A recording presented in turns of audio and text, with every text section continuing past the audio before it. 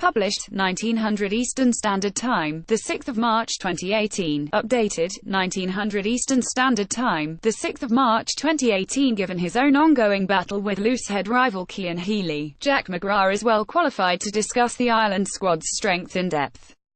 McGrath's struggle for form earlier in the season has been well documented, but despite overcoming that post-Lions dip, he has still spent the majority of this Six Nations campaign watching from the sidelines, given the form of the revitalized Healy. So far, McGrath has had to make do with a 19-minute cameo against France, 68 minutes from the start against Italy and a 16-minute run-out in the win over Wales.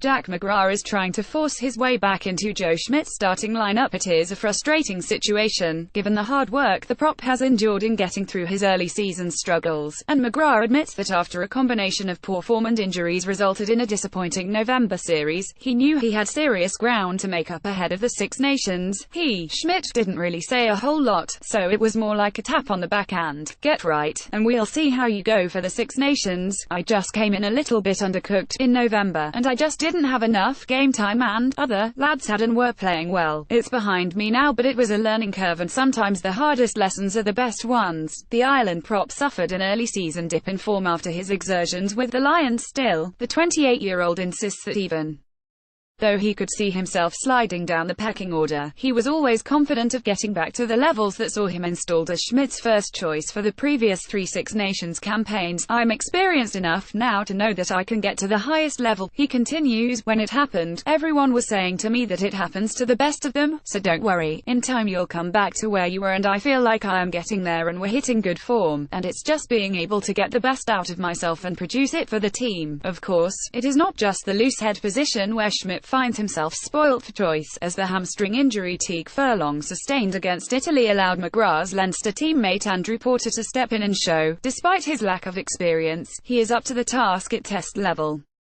It has been a similar story for the likes of Dan Levy and James Ryan, and McGrath admits that while it's a reassuring development, given how injuries cost Ireland at the 2015 World Cup, it's also necessary when you consider how the game has changed in recent years. It's much more attritional and you do need a lot of players, a lot of depth, and it's showing. Key guys have gone down since the World Cup in 2015, when we lost those 5 guys, and others have stepped up and there has been no drop-off. That's what we want every time, a conveyor belt of players in all positions. Porter's rapid rise after switching from loosehead to tighthead has received plenty of coverage over the last few weeks, and McGrath explains that even when the 22-year-old was trying to break through at loosehead with Leinster, he always felt a switch was on the cards. "I just thought that he was probably the right shape and the right height for tighthead.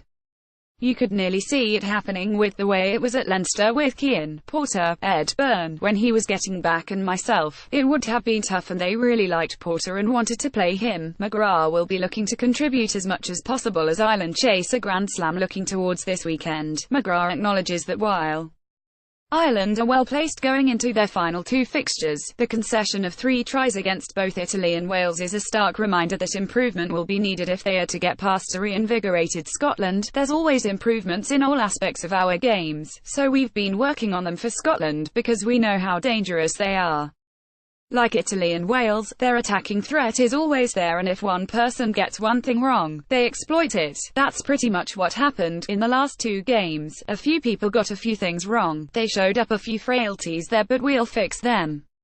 And we know we have to be extra sharp against Scotland, because we saw the tries they scored against England, and they've beaten Australia twice and ran New Zealand close. We know we have to be really sharp on both sides of the ball because they're flying high.